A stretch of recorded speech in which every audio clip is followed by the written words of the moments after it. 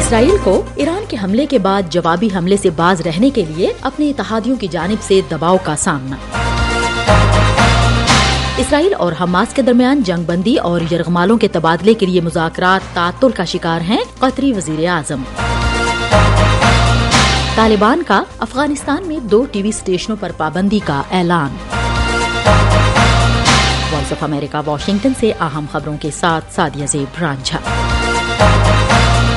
اسرائیل کو بدھ کے روز اپنے اتحادیوں کی جانب سے دباؤ کا سامنا کرنا پڑا کہ وہ ایران کے حملے کے جواب میں اس پر حملہ کرنے سے باز رہے، کیونکہ واشنگٹن اور برسلز نے ایران کے خلاف پابندیاں بڑھانے کے عزم کا اظہار کیا ہے۔ برطانوی وزیر خارجہ ڈیوڈ کیمرون اور ان کی جرمن ہم منصب اینالینا بیرباک پہلے مغربی ایلچی تھے جنہوں نے اسرائیل کا دورہ کیا اور ایران کے حملے کے بعد پرامن رہنے کی اپیل کی۔ اسرائیل نے جوابی کارروائی کا عزم ظاہر کیا ہے۔ کیمرون نے کہا ہے کہ ہم کشیدگی سے بچنے اور اسرائیل میں اپنے دوستوں سے یہ کہنا چاہتے ہیں کہ یہ وقت سمجھ بوجھ سے کام لینے کا ہے اور ایران کو بہت سے طریقوں سے جواب دیا جا سکتا ہے۔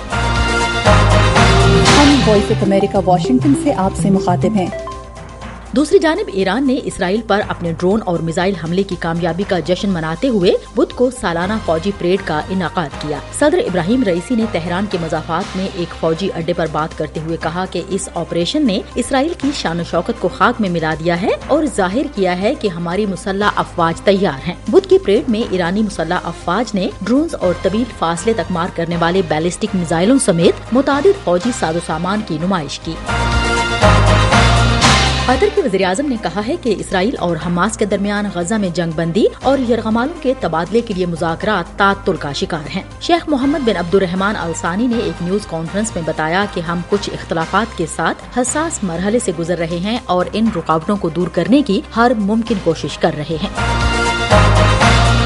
صدر جو بائیڈن آج چینی دھاتی مصنوعات پر زیادہ ٹیرف لگانے کا مطالبہ کریں گے، جو پینسلوینیا اسٹیل ورکرز کو خوش کرنے کے لیے پالیسیوں کے ایک پیکج کا حصہ ہے۔ انتظامیہ کے ایک اہلکار کے مطابق پٹسبرگ کے اسٹیل سٹی میں انتخابی مہم کے دوران صدر بائیڈن سے توقع ہے کہ وہ اپنے پیشرو ڈونلڈ ٹرمپ کی جانب سے چینی اسٹیل اور ایلومینیم کی مصنوعات پر عائد کردہ محصولات کو 25% تک بڑھانے کی تجویز پیش کریں گے۔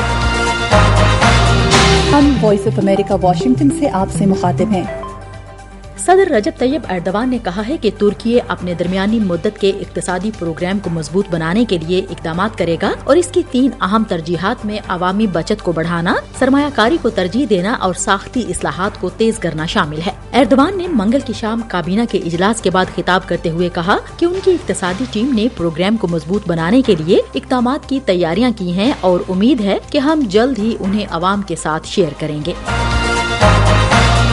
طالبان نے افغانستان میں 2 ٹی وی اسٹیشنوں کی سرگرمیاں اس الزام پر معطل کر دی ہیں کہ وہ قومی اور اسلامی اقدار پر عمل درآمد میں ناکام رہے ہیں۔ وزارت اطلاعات کے میڈیا وائلیشن کمیشن کے ایک اہلکار حفیظ اللہ بارکزئی نے کہا کہ ایک عدالت کابل میں قائم ان 2 اسٹیشنوں کی فائلوں کی چھان بین کرے گی۔ عدالت کا فیصلہ آنے تک دونوں ٹی وی اسٹیشن بند رہیں گے۔ دونوں نشریاتی اداروں کی جانب سے فوری طور پر کوئی رد عمل سامنے نہیں آیا۔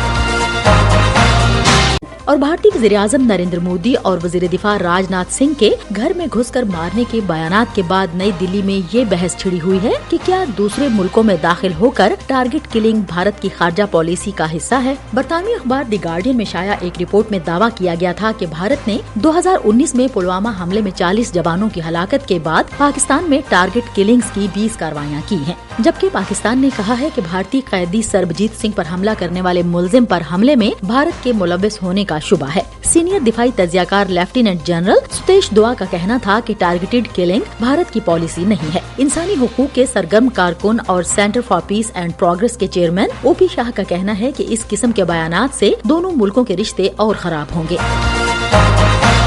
وائس آف امریکہ واشنگٹن کی اردو سروس سے خبروں کا یہ بلیٹن اب ختم ہوتا ہے۔ میں ہوں سعدیہ زیب رانجھا اور ایڈیٹر تھیں بہجت جیلانی۔